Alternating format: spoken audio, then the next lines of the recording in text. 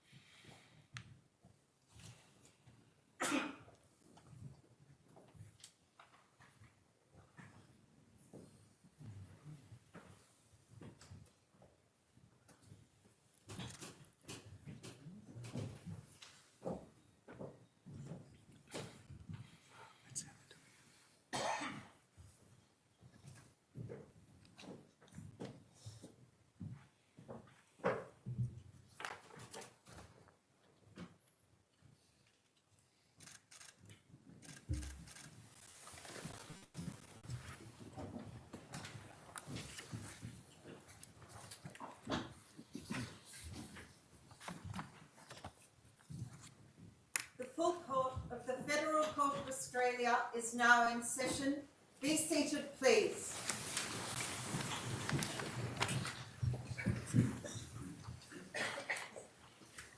Welcome of the Honourable Chief Justice Mortimer. Before I invite the Attorney-General for the Commonwealth to speak, it is necessary to explain why there is no formal welcome to country being given today. The country we meet on today is considered to be within the lands of the Kulin Nation, and it is generally acknowledged that the peoples of the Kulin Nation have been living on, walking over and caring for this country for thousands of years. However, the country on which this building sits is presently the subject of a native title claim in this court.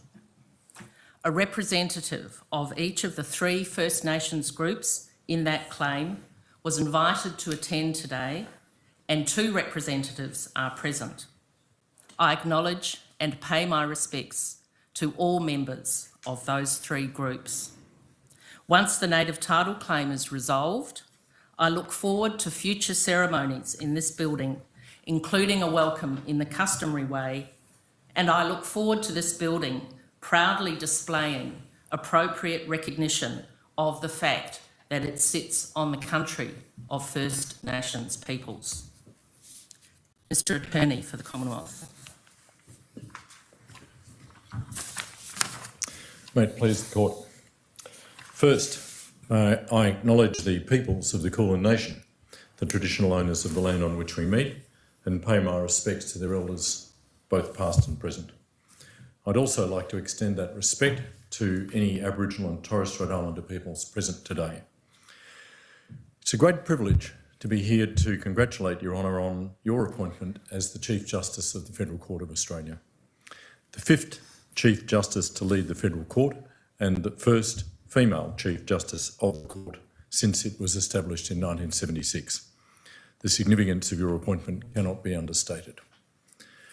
I'd like to thank you on behalf of the Australian Government for Your Honour's willingness to serve as Chief Justice of this Court. The Government extends its best wishes for this next chapter in what has already been an esteemed career on the bench.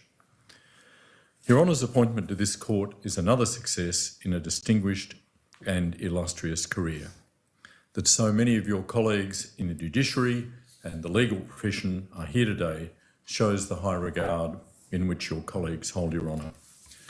May I particularly acknowledge the Honourable Justice Stephen Gageler, AC, Justice of the High Court of Australia, the Honourable Justice Michelle Gordon, AC, Justice of the High Court of Australia, the Honourable Justice Simon Stewart, Justice of the High Court of Australia, and the Honourable Justice Jacqueline Gleeson, Justice of the High Court of Australia, the Honourable Justice Jane Jago, Justice of the High Court of Australia, Chief Justice William Alstergren, Chief Justice of the Federal Circuit and Family Court of Australia, the Honourable Chief Justice Anne Ferguson, Chief Justice of the Supreme Court of Victoria, the Honourable Justice Karen Emerton, President of the Appeal, Supreme Court of Victoria, other current and former members of the judiciary, members of the legal profession and distinguished guests.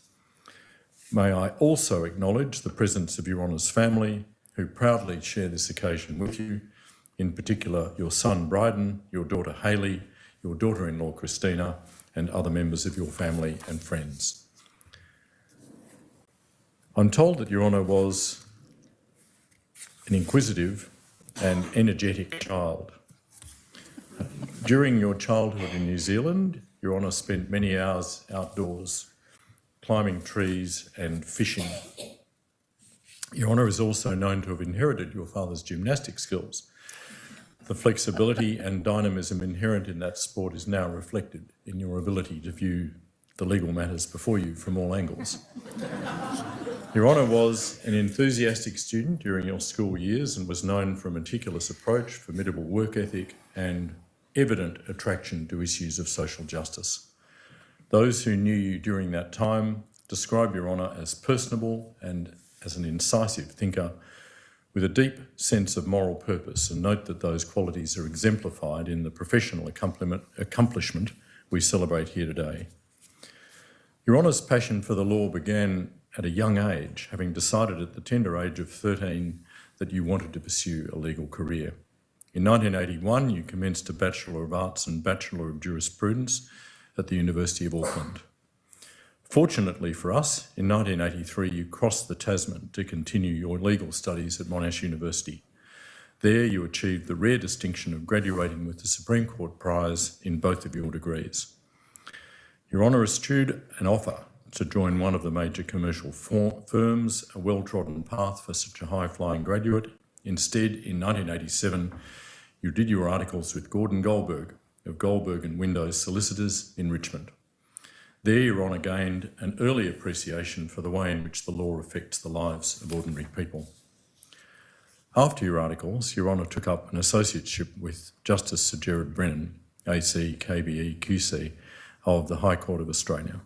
Sir Gerard aptly described Your Honour as highly intelligent, with a passion for the law and thoroughly industrious.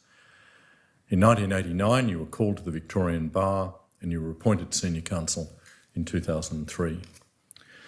Your Honour's practice as a barrister was principally in public law, with a focus on the areas of administrative and constitutional law and anti-discrimination and extradition law.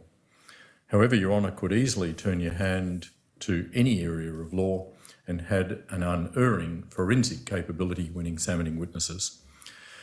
I'm reliably told that in one case, Your Honour became a theological expert after only 2 weeks of study, with expertise sufficient to successfully cross-examine leading theologians. During Your Honour's time as a barrister, you appeared frequently in the High Court and became much sought-after counsel. A dedicated professional, Your Honour's time at the bar was also accompanied by periods of teaching at your alma mater, Monash University, and the University of Melbourne. Your Honour is noted to have the ability to make the law sing in a manner that makes it accessible to lay people and powerful in its application, generous and incisive in equal measure. Your Honour's work speaks to a great interest in advocacy. During your time at the bar, you emerged as a preeminent practitioner renowned for your skill in legal reasoning and statutory construction. Your Honour's most high-profile work has included First Nations land rights, refugee and detention matters, LGBTQIA+ rights and environmental cases.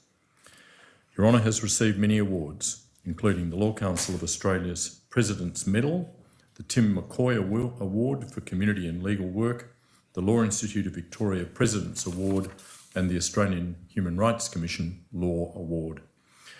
As further acknowledgement of your contribution to the Australian community, the Victorian Bar's Pro Bono Award for Outstanding Achievement in Pro Bono Advocacy in a Tribunal or the Magistrates Court is named after Your Honour. Your Honour's passion and faith in the rule of law is recognised through your appointment to this bench as a judge in 2013 and now as Chief Justice.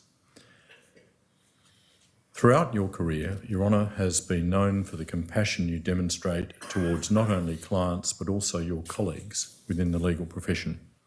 Genuine and committed to your values as a leader and mentor, you've been known to offer guidance and support to many juniors and associates.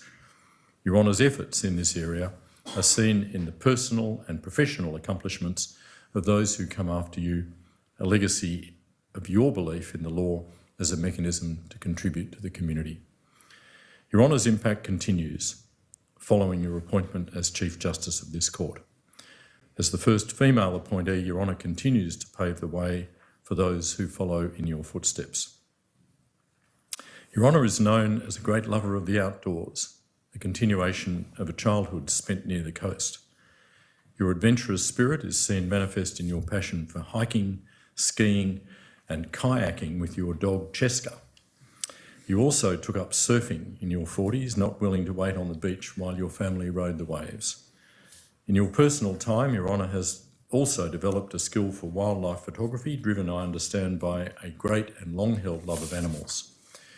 In addition to your current canine companion, Cheska, you have at various times provided a home for an eclectic array of animals, including birds, alpacas and even a possum. Your Honour's appointment to this court acknowledges your dedication to the law and accomplishments in the legal profession. Your Honour takes on this judicial office with the best wishes of the Australian legal profession, and it is trusted that you will approach this role with the same exceptional dedication to the law as you have shown throughout your career.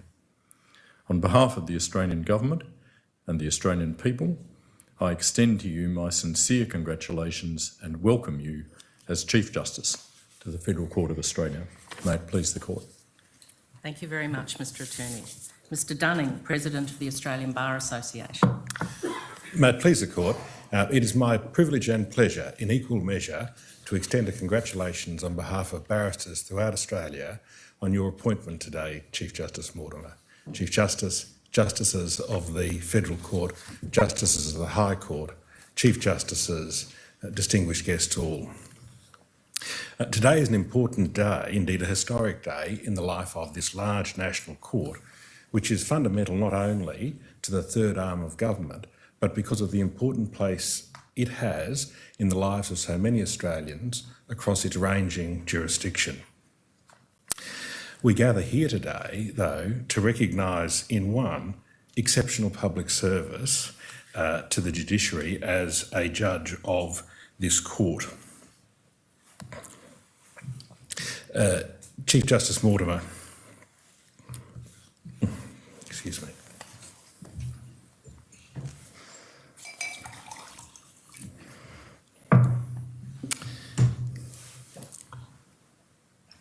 My apologies. Your Honour brings to this court outstanding academic achievement, an outstanding career at the bar, and an outstanding decade of service as a judge to this court.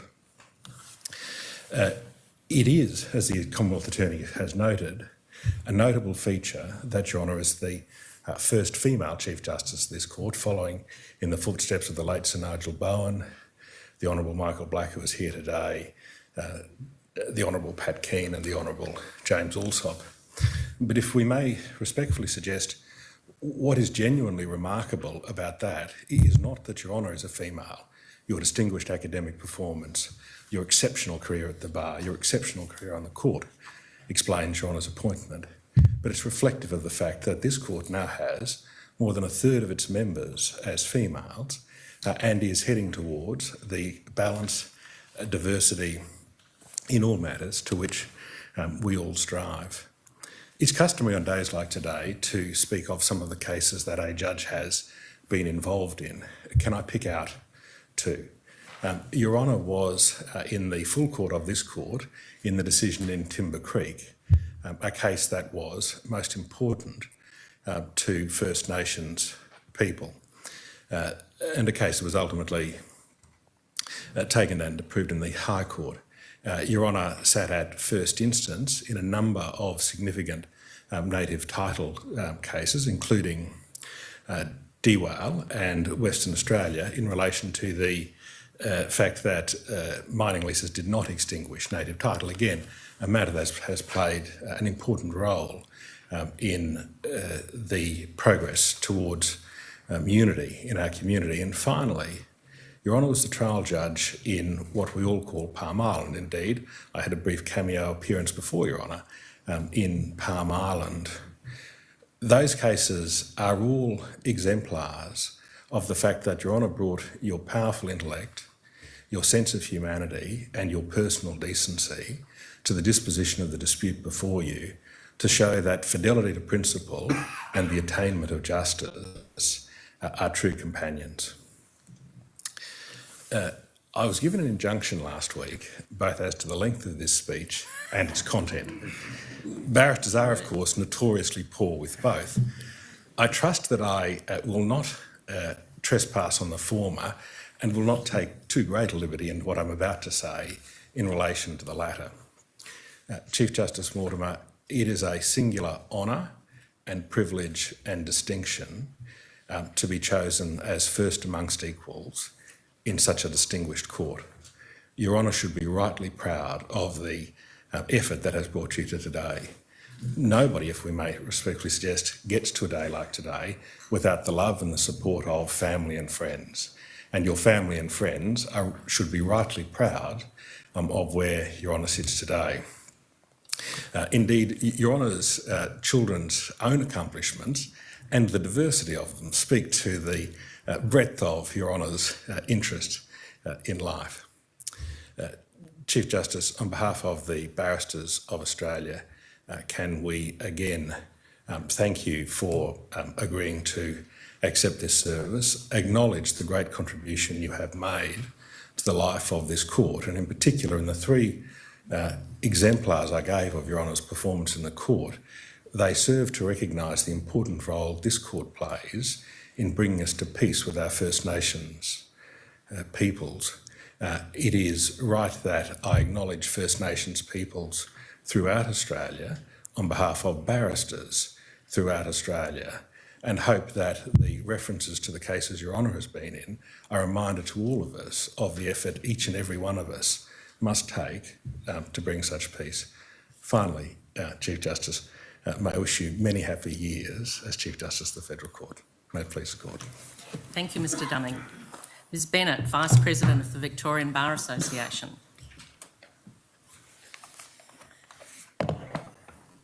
May it please the Court, I appear on behalf of the Victorian Bar to welcome Your Honour as Chief Justice of this Court. In doing so, I acknowledge the traditional owners of the land on which we meet, the people of the Kulin Nations, and I pay my respects to their elders past and present, and I extend that respect to all First Nations people present here today. The President of the Victorian Bar, Mr Sam Hay KC, is overseas, and he is extremely disappointed that he is unable to be here today to speak at this most memorable occasion. It therefore falls to me to welcome Your Honour as the 5th Chief Justice of this court, the 2nd of our bar and the first woman to hold the role. Your Honour today joins an exclusive club. You join Crowded House, Far Lap and the Pavlova as wonderful Kiwi creations that Australia has shamelessly appropriated for itself. Now, Your Honour was welcomed first to this court over 10 years ago when Your Honour's exploits as a preeminent member of our bar were canvassed. I will not repeat the swashbuckling adventures then recounted, the late-night injunctions to turn around aeroplanes, the overnight drives to Canberra, the fierce and legendary pro bono practice. But that's not because the adventures have ceased. Your Honour has brought maximum possible swashbuckling to judging. You have helicoptered over the wilderness in Tasmania, you've walked barefoot across rugged coastline, and you have sailed through shark-infested waters as you have heard and determined cases through a variety of jurisdictions across the country. But lest I descend into frivolities, may I take a moment to reflect upon the changed and unchanged aspects of Your Honour's approach to the law over the last 10 years. Most notable in Your Honour's career has been the absolute rigour that Your Honour has consistently brought to the practice of law. Your Honour's acumen and clarity of legal thought is legendary. But the thing that singles out Your Honour is that rigour and clarity has never obscured the people and communities that centre each of the cases before you. Your Honour's consideration of race discrimination claims on Palm Island has already been discussed. It required long and rigorous consideration of complex facts, including the interaction of international instruments with Australian law. In a judgment of over 500 pages, Your Honour paused to observe that Palm Island is beautiful, lush and quiet. The houses are like any other collection of houses, reflecting the ordinary lives of their inhabitants.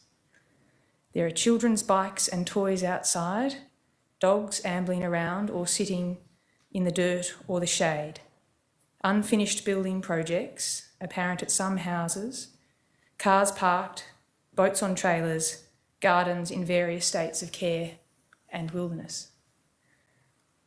In the midst of the legal complexity, the thousands of pages of transcript and hundreds of exhibits, Your Honour paused to notice children's toys in the driveway. And that will not surprise those who know you. Over the decades you have been a judge, you have been committed to the care of many children whose parents, for whatever reason, have not been able to care for them at the time, and those children have brought you considerable joy and chaos. Professor Saunders recalls one occasion when you were teaching law students about the importance of statutory construction while carrying a sleeping 3-month-old. Your Honour's focus on community can perhaps be most clearly seen in the significant contribution that Your Honour has made to native title and the work of this court. Like many of your predecessors, where possible, Your Honour has been on country. On one notable occasion, Your Honour was walking with traditional owners along a remote coast. Your guides, embarrassed, said the terrain ahead was not suitable for Your Honour's shoes.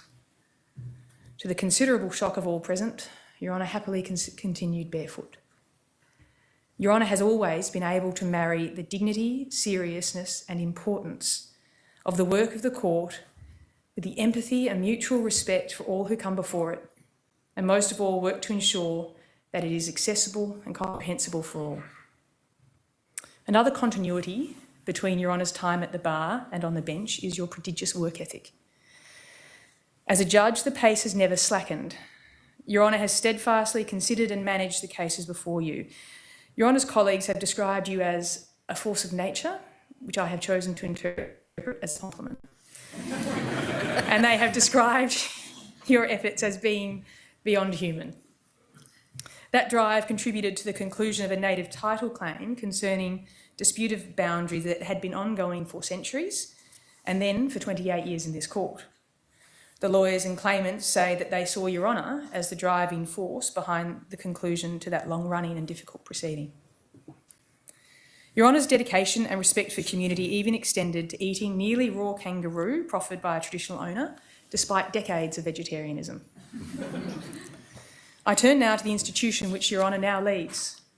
This court was, of course, established in 1976, and it was a court of high standing from the very beginning, due in no small part to the calibre of the original appointees, Sir William Dean and, of course, Sir Gerard Brennan. Sir Gerard was famously proud of you, his one-time associate, and he would be even prouder today. It is fitting that Your Honour now leads the court that he helped to mould.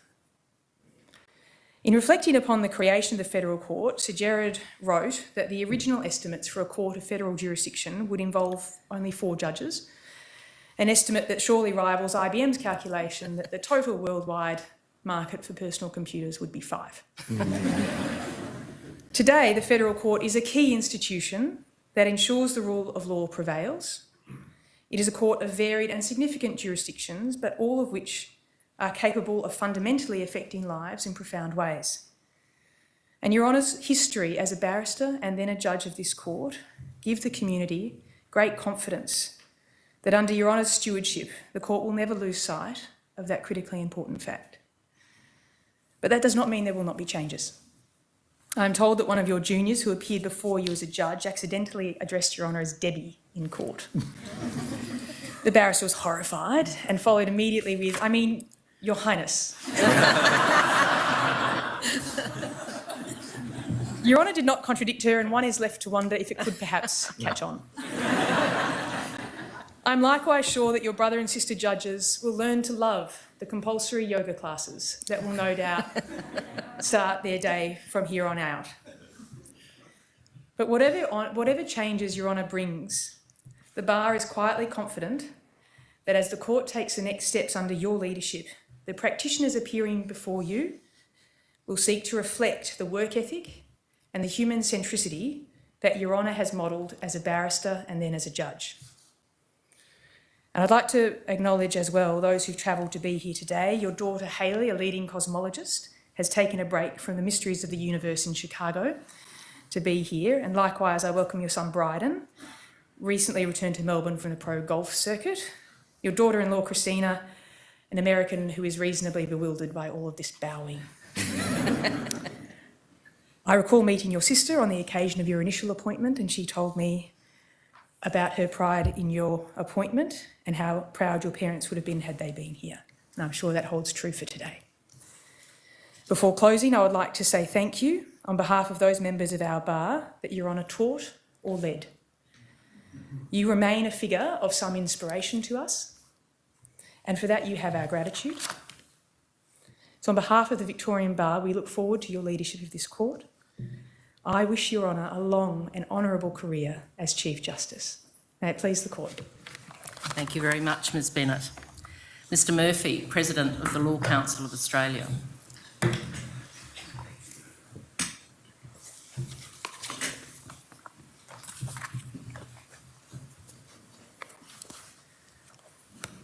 May it please the Court. I also respectfully acknowledge that we are meeting on the traditional land of the Kulin Nation, and I pay my respects to the elders, both past and present, and all elders from other communities who may be here today. I also acknowledge the Attorney-General, the Honourable Mark Dreyfus, KC, MP, President of the Australian Bar Association, Mr Peter Dunning, KC, Ms Tanya Wolfe, President of the Law Institute of Victoria, Ms Elizabeth Bennett, SC, Vice President of the Victorian Bar Association, all judicial officers, dignitaries, family, friends, and most of all, Your Honour, Chief Justice Mortimer. I am honoured to appear on behalf of the national legal profession to welcome your elevation. In 2013, Your Honour's affirmation to office included a promise to do right to all manner of people according to the law, without fear or favour, affection or ill will. Access to justice for all, and whether we achieve it, defines us as a society. And as we have heard this morning, and as was emphasised by all who addressed the court in 2013 on the occasion of Your Honour's swearing in, access to justice for all is something Your Honour has always embraced with vigour. In his forward to the report of the Access to Justice Task Force in September 2009, then Attorney-General Robert McLennan said, "An effective justice system must be accessible in all its parts. Without this, the system risks losing its relevance to and the respect of the community it serves. Accessibility is about more than ease of access to sandstone buildings or getting legal advice. It involves an appreciation of the needs of those who require the assistance of the legal system. I know this principle will be one that guides Your Honour as you manage the business of this court." On the occasion of his swearing in as the first Chief Justice of this court, Sir Nigel Bowen said, "This court has no history and as yet no tradition. At least it has some fine examples. It is my hope that the court will establish itself as a court of high standing in the eyes of the profession and of the public. It cannot be questioned that His Honour's hope has been achieved. The high standing of this court has been contributed to enormously by the leadership of it by your four predecessors, as they fulfilled their responsibility for the orderly and expeditious discharge of the business of the court. The Australian profession has no doubt that Your Honour will build on the outstanding work of your predecessors to ensure this court continues to meet the changing needs of our community and maintains the high standing. From its beginnings as a court of limited specialist jurisdiction, this court's jurisdiction now covers almost all civil matters arising under federal law.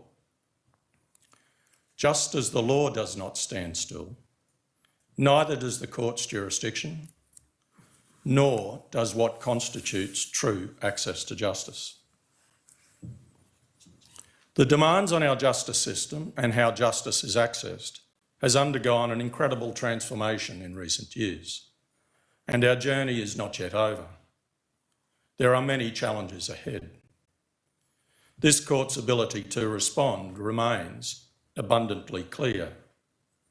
As it was described by the Honourable Sir Gerard Brennan, AC KBE, in his speech on the 40th anniversary of this court, and I quote, "The history of the Federal Court from its commencement has shown that its comparative youth gives it the freedom to innovate, that its commitment to scholarship, integrity and courtesy commends it to counsel and litigants, and that its internal relations ensure efficient and cooperative disposition of the work. The court is well placed for the challenges of the times." The ability of this court to fulfil its central role in informing and leading the administration of justice in our community will, I have no doubt, continue with Your Honour at its helm. On behalf of the Australian legal profession, I congratulate Your Honour on your appointment to Chief Justice and express the profession's gratitude for your continued service of our community. May it please the Court. Thank you, Mr Murphy. Ms Wolfe, President of the Law Institute of Victoria.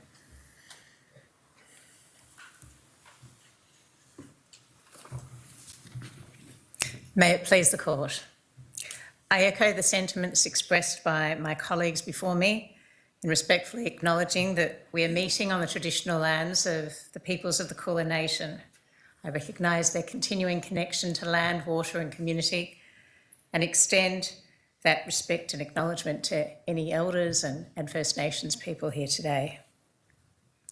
I'm delighted, Your Honour, to appear on behalf of the solicitors of this state to both congratulate you and welcome you on your appointment as Chief Justice of the Federal Court of Australia. Over the course of Your Honour's impressive career, you have earned the wide acclaim, admiration and respect of the entire profession. During your time as a practitioner, you've received a slew of prestigious awards recognising your steadfast contribution to justice, to equity and to human rights, including the Law Institute of Victoria's Paul Baker Award in 2009, in recognition of Your Honour's outstanding contribution to human rights work.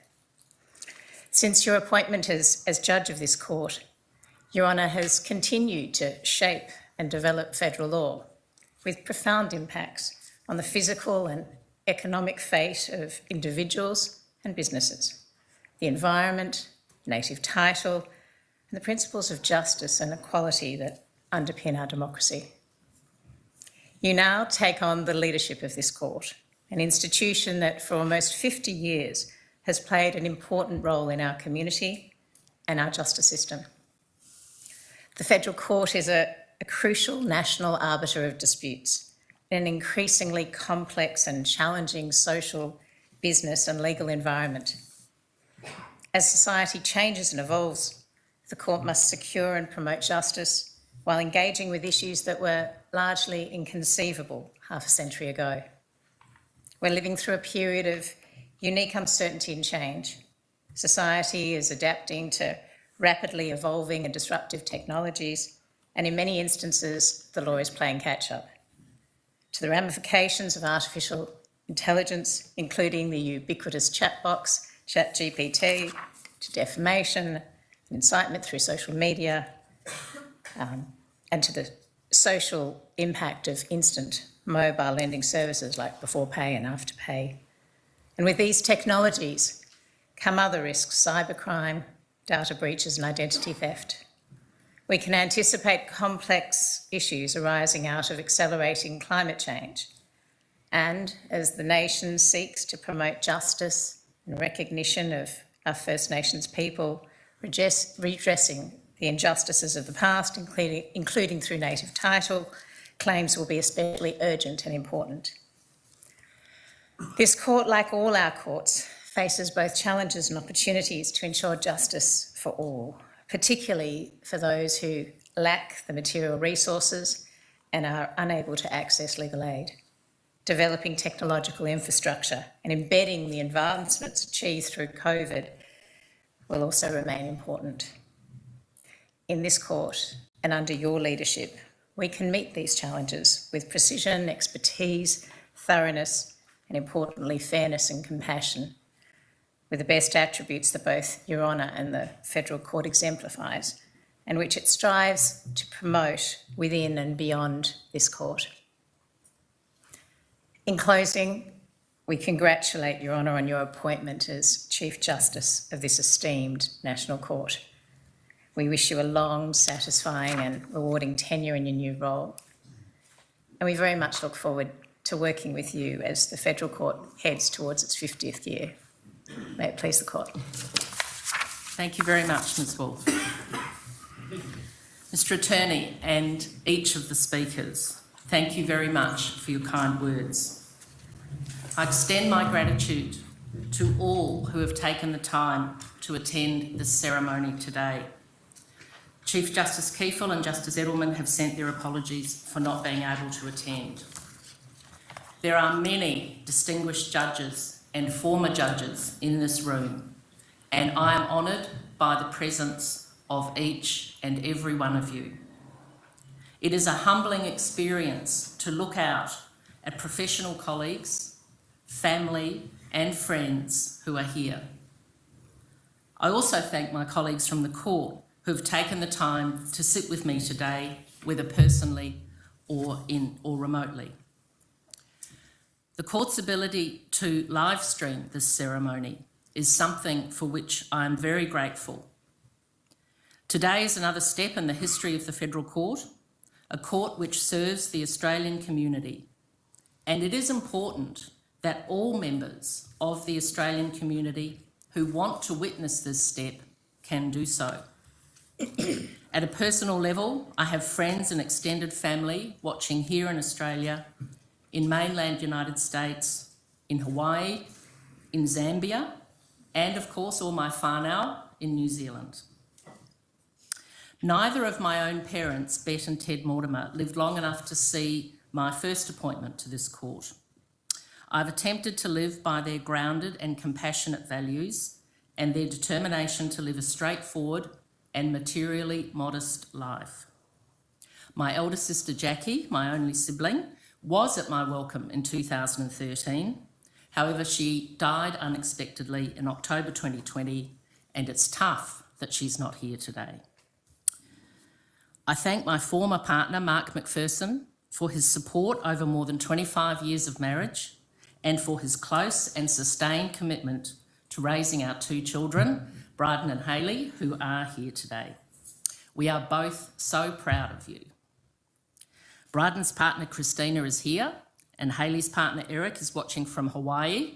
There's a lot of Hawaii connections in my family. Both are welcome members of our family, and they have each enriched our lives. At my invitation, there are distinguished guests from a number of First Nations bodies with us here today. I am grateful for the presence of representatives from 2 Victorian bodies, the Yurok Justice Commission, which is focused on a truth-telling process into injustices experienced by First Peoples in Victoria. Second, representatives of the First Peoples Assembly of Victoria, an elected body focused on creating pathways towards the negotiation of treaties between the First Peoples of Victoria and the Victorian Government. Also present at my invitation are representatives of the 3 regional land councils and native title representative bodies with which I have worked most closely over the last 10 years as a judge on this court. Gurrabara Dal Cod Sea and Land Council from the Torres Strait, the Cape York Land Council and the Kimberley Land Council. To my guests from the Kimberley, from the Torres Strait and from Cape York, I have been honoured to participate in native title determination ceremonies on the country of the people that you represent, and I felt it was only fitting to invite you in return to this ceremony today.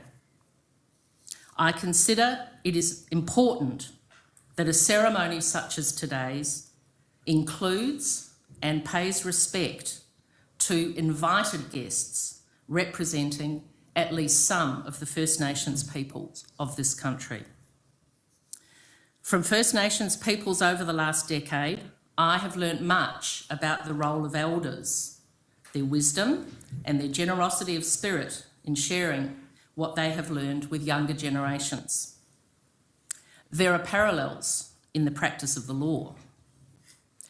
To all my friends and colleagues from the legal profession and from the Academy, I have learned something from each and every one of you. There is always more to learn, and the longer I remain a judge, the more I understand that proposition. From such a wonderful group of professional colleagues, it's always challenging to mention particular people and not others, but here goes. Most people I'm going to talk about are from my early career, for that is what shapes us, I think. Since my student days at Monash, Professor Louis Waller remained a friend and a significant mentor to me. He was at my welcome in 2013, but he passed away in 2019, a great loss. Louis was also the Victorian scout for Sir Gerard Brennan when he was looking for associates. Having no connections in the law and not really even being aware that there was such a thing as an associate to a judge, were it not for that relationship between Jed Brennan and Louis Waller, I would never have had the chance to spend a year as an associate to Jed, an experience that shaped my professional values and much of my professional life. There are a few members of the Brennan family here today, and I am so grateful that they are sharing this day, since Jed cannot. At the bar, I read with Neil Young, later a judge of this court, who is here today, and from whom I learned a great deal, although I soon discovered he couldn't help me out very much with my magistrate's court work.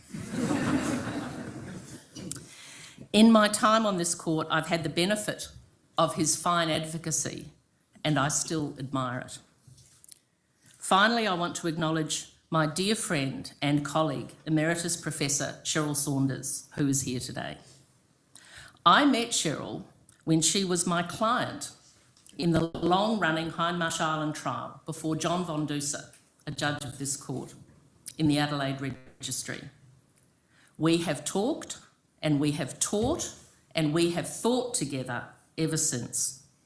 I'm grateful for her friendship.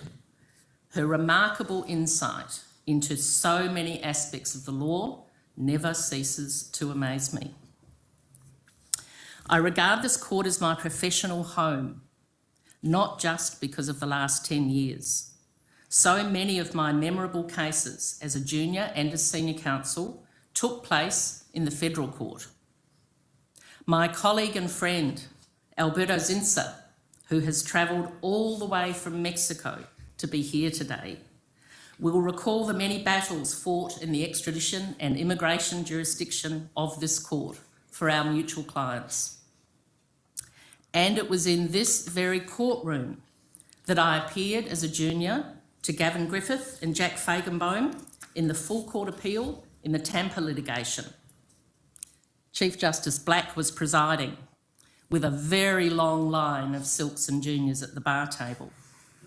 That case was notable on many fronts, but to echo some of the speakers, chief amongst them were the steps taken by this court to ensure access to justice in the most extreme and urgent of circumstances.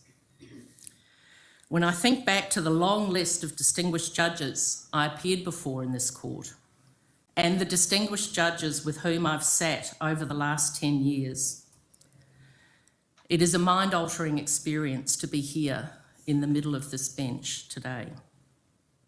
My colleagues on this court have been enthusiastic and supportive, and I'm honoured to sit with all of them today. We are so pleased to have former Chief Justice Michael Black join us on the bench today. I acknowledge my predecessor, James Alsop, and thank him for his leadership over the last decade and his guidance to me. I thank the CEO and Principal Registrar of this court, Ms. Sia Lagos, and all the other staff and registrars, and my own chamber's staff, for the positive and encouraging way they have received my appointment and helped me get to work. In my welcome in 2013, I, of course, quoted some remarks from Sir Gerard Brennan, and I'm going to do so again today, but this time from the speech Jed gave on the 40th anniversary of this court in 2017. Fortunately, Mr Murphy, a different passage from the one you quoted. I was a bit worried for a moment. This was one of Jed's last major speeches, and fittingly so for one of the first judges of this court. And this is what he said: "The life of a court involves more than is found in the reports. It involves the personalities of the judges, their relationships with one another and with members of other branches of government, with the tensions that arise between them, with the sensitivity of the court to changing culture and values of the community, with the style of advocacy, with the accessibility of the court to potential litigants, with the transparency and facility of the court's procedures, and with the atmosphere and the architecture of the courtroom.